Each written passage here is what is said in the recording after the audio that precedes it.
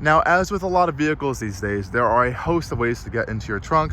I'm just going to open it right now with the key fob, so I can just press it 2 times and the rear hatch will open up for you. Fully powered, of course, in this version. And of course, there's a button you can press on there as well from the inside as well. And you can see right now we have the 3rd row up. You can see 2 passengers in the 3rd row, 2 in the 2nd row as we have captain's chairs there, and 2 captain's chairs, of course, in the front cabin. Now back here, you can see you have a pretty decent low-ish kind of height for your load in. So we have a little bit of a scuff plate right here. You're also getting this little Jeep mat right here, which is nice. And you do have some more additional storage under this little cubby over here with a jack as well. There is some nice storage on the sides as well, so you can store some little things there. You have your subwoofer built in here, so we have this Macintosh 19-speaker audio system here, which is okay. We'll get into that a little bit later. Some LED lighting back here, and we have some nice controls and tie downs as well to power all your seats. So there are power folding seats, so we can push down these rear seats by pressing these buttons right here. A quick release. Take a little bit of time to slowly go down, but they do eventually go down and they will lie flat for you, which is pretty nice. I do like that feature. And you can also fold the 2nd row down with these buttons as well, and those go a lot quicker. So now you get to see kind of like all that space you get in here. Now, since we do have the captain's seats in the 2nd row, we are going to have this big fixed center console that unfortunately cannot be removed. I personally would not have that. I'd rather have a bench seat so you can kind of fold the seats flat down. Though these captain's chairs are really nice and they're heated and cooled. Like I said, we'll get into it a little bit. Again, this storage space is pretty big. It's definitely not class leading, as this is a rear-wheel drive platform, so you might have a little bit less room back here for all the drivetrain stuff. As you also have air suspension components back here as well, built into the trim, so that may be taking up a little bit more space than you may think, but it's a pretty big opening, especially when you have all the seats folded down, and you get a nice tour of that beautiful cabin. So now I'm going to show you guys on the inside on the 2nd row, so I can kind of give you guys an idea how nice those seats are. And we're going to try to fit into the 3rd row as well. Push this button to close up the rear trunk. Takes its time. And let's go take a tour of the interior of the Grand Cherokee L. So before getting back into the interior, we do have to put the seats back up. And as this is a $76,000 vehicle, of course it has power 3rd row seats, both up and down. So I press this button on the left, and my 3rd row seats will come up for me, so I don't have to break my back stretching out and grabbing them to put them back up, which is a fantastic feature. Though, unfortunately, we don't have power adjustable 2nd row seats, so we are gonna have to do that ourselves. Luckily, that is not a difficult problem, as you can just put them up really easily with these controls right here, and they lock right into place. You also do have power folding rear headrests as well. If they're blocking your view, you can put those down through the infotainment system. Now I'm going to pop this seat up for you guys right now really quickly, just so I can show you what it looks like here. And I'm going to hop into the 3rd row. Now to do that, you pull this tab right here, as you can see it with the little icon. Push this forward, and the seat will actually really jump all the way forward, giving you a nice entry point to get in. Now, you do have to make sure not to step on the extended side sills, as it does say no step there, and this is not meant to be stepped on, obviously. And you do have a little bit of this gripping material here to hop into to get into the 3rd row. Now, the entry point is a little bit low and smaller. I was just in the Kia Telluride. That had a pretty easy access point here. You do have a little bit of a grab handle here to hop into. And getting back here, okay, we're in, guys. Okay, and to pull the seat back, you would just pull it back like that. And so I am around 6 feet 1 inches tall, and honestly I could fit back here. Definitely not the most comfortable thing on the planet, though. You do have USB-C and USB-A ports back here, a cup holder, you have your own air vent, and a nice big window actually to kind of look out from. I actually do like that, so you don't feel too claustrophobic or cramped. You also have that on the other passenger side as well. And you can also see back here the interior passenger camera, which you can see all of the passengers in the rear and kind of like zoom in on them to see. I guess if you have kids or babies or something, you can kind of check in on them, which is kind of cool. Getting out of here, it's just as easy. You just pull this forward, push the seat forward. It really does go pretty far forward as well, and you have a big kind of exit point right there. Getting out, it's a little bit more difficult. You don't have as easy of a grip space, so you kind of have to grab on the side of the vehicle and kind of make your way out. But it's not the worst process in the world, actually. And again, putting the seat back, pretty easy. This goes right back in there and clicks right back into place. Okay, guys, now what about this 2nd row captain's chair situation? Let's take a tour of that right now. And automatically, you just draw your eye to these beautiful door panels. They are completely covered in this gorgeous Palmero leather from head to toe. And I do genuinely mean that. Up here, we have the leather. Up here, all the way down to the absolute bottom piece. This is stitched leather with that contrast brown stitching. Really high-end features, and you can see it across the whole door panel. This truly is like a luxury vehicle. You're not going to be finding this in some of the more mainstream competitors. And let's hop in to take a bit of a closer look on this second row captain's chair. And I have to say, the door closing sound on new Grand Cherokees is super solid. It almost gives like truck or like G-Wagon vibes. So take a listen to this. It's a really nice solid thunk to it and a nice locking sound. Now I can adjust this seat with a manual control back here, so I can pull it back. Now this is as far as it can go back that way. I can also recline it a little bit, so I have a little bit more space. And it's actually pretty comfortable back here. You do see some illumination down there as well. And we do have a little bit of a storage cubby on both sides, which is nice. Very nice and soft and padded. And the whole back of the seat is actually completely wrapped in leather. And there is no plastic back here that you can kind of visually see on these seats, which I think is a really luxurious feature. Again, we have that nice contrast stitching going across, and these second row seats are heated, cooled, and you do have your own climate kind of control little setup over here. If you do pay an extra package, you will have some Fire TV screens on both sides, which are actually pretty cool. Nonetheless, you do have two USB-A and two USB-C ports, a regular household power outlet right here, which you can open up, which is really nice. And this center console, let's talk about this a little more. Yes, you have the cup holders right here and a little bit of storage space. Almost looks like a happy face smiling right there. Some more storage here, and then that weird little other storage for those third row passengers over there, which is kind of interesting. But I don't know if I like it too much, just because I think it eats up into the space. I wish there was even like a pass-through, or maybe this was a removable, or if you had the bench. I'm just not a big fan of these fixed center consoles. I think they kind of impede in space. Nonetheless, I guess people find them a little bit luxurious, so I guess that's why they have it. I'm not the biggest fan of it though. No armrest in the center here, as we do have this kind of built-in armrest, and you do have these headrests that do fold up and down as well. Really nice seats as well. Again, that really awesome stitching. We have the perforated, nice leather on them. Really nice job from Jeep there. And these windows are absolutely massive on the L. Of course, it is an extended wheelbase, so these doors are longer than the typical five-seater that you'll get in the regular Grand Cherokee. And again, just take another gorgeous look at those door panels, because they really are really nice. And this panoramic roof helps let in a lot of light. Get a nice look at this kind of micro suede fabric headliner as well. And there are microphones and stuff all throughout the interior, so everyone can kind of hear each other on a phone call. I believe there's like a walkie-talkie system as well. Lots of ambient lighting, all LED lit, which is really nice as well. And let's go hop up there. I'm going to show you all the crazy tech and features that's happening in the front of this cabin. Okay guys, now it's time to go take a tour of the front end of the Grand Cherokee L Summit Reserve with the high altitude package. And boy, is this place a gorgeous space. Again, we already made a whole bunch of fuss about the gorgeous door panels. Same stuff happening over here, leather head to toe, open pore wood trim, metal, all that nice stuff. And here you can see the glowing Macintosh logo on the speaker grill, which is really cool. My only gripe is that these are some cheaper plastics, but this is fine. This is going to be a heavy duty area for cups and stuff.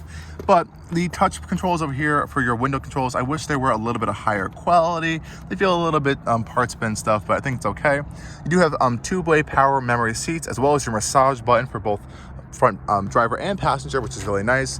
No all-weather floor mats on this one, though they are an option. We have this aluminum Summit kick plate, which is illuminated at night. Really love that. And check out all of the controls for your seats over here. We have four-way lumbar. We have our typical controls, a thigh support control there. We also have side bolster controls, which I really love as well. And then you can see these gorgeous front driver seats in that kind of beautiful black Palmero leather. We have this white piping, that contrast brown stitching with the quilting. And I love the Summit logo embossed into the back of the seats, which is a really nice touch. And this is a gorgeous front cabin. I just can't get over how well Jeep did on this.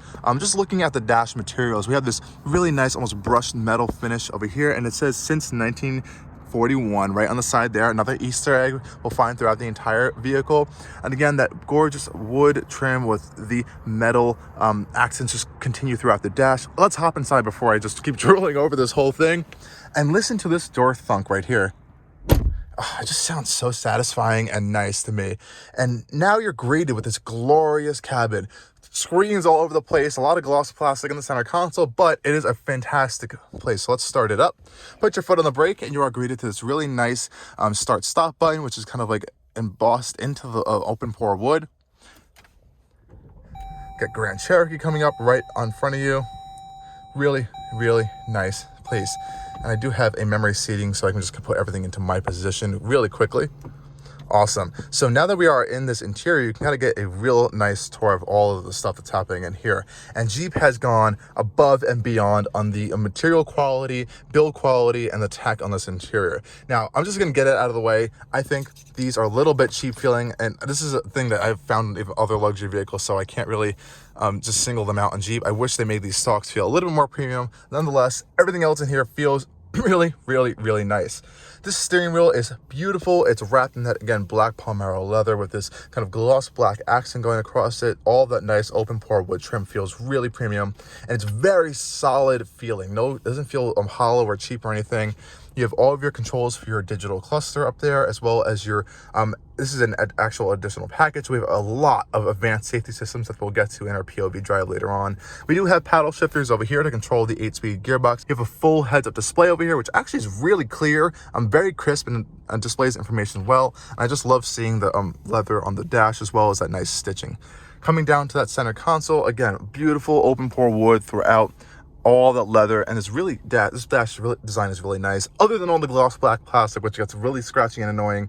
You can't open up all these things. You don't really ever have to see it, which I'm going to do right now. And you can see your wireless charging, 4 charging outlets here, 2 USB-A, 2 USB-C, a 12-volt outlet, and a HDMI port for your passenger display, which we'll take a look at in a little bit. But I want to talk about this center console area because it is really cool. So on this left-hand side, we have our kind of drive mode selector. We can cycle through a whole bunch of different modes there. It's really solid feeling control too. Kind of hear that a little bit. And I absolutely love this gear selector. It is aluminum. You can hear the metal there. It also illuminates at night up here and underneath it, and it feels really nice to hold. I wish there was a nice actual manual shifter, but nonetheless, it feels really solid, doesn't feel loose or jiggly, and it just emphasizes the quality of this interior. And we also see our controls for our air suspension, so we have a whole bunch of different height controls. When you park it, it will go down into like this easy entry exit mode. There's also an aerodynamic mode for while you're driving, and of course, you can raise it to get maximum ground clearance. You have a hill descent control kind of function, a neutral indicator, as well as a 4-wheel drive low button for your transfer case. Down here, you got 2 cup holders that are illuminated. I wish they were a little bit bigger, actually. There are these grips in here that kind of restrict some space, but nonetheless, they're perfectly fine. This feels a little bit cheap, this cover, but that's okay. Center console, pretty solid as well. I'm actually surprised at how solid it feels. Doesn't feel loose or cheap. You do get some storage up here in this kind of felt lined area. You can open it even more for even more storage. And I love this little 7-slot grill Easter egg right here. It's a really cool feature. Again, super soft, nice padded with that Palmero leather and that brown stitching, which also goes across the entire side up here. So your knees never feel like they're hitting hard plastic, which is really nice. And I love how Jeep kept the climate controls separate from the infotainment system. So you have hard buttons for all of your climate settings, heated and cooled seats right here, as well as your heated steering wheel, which is fantastic. And again, physical knobs for your volume and tuning knobs, which is fantastic. I love the simple screen off button as well. Super easy.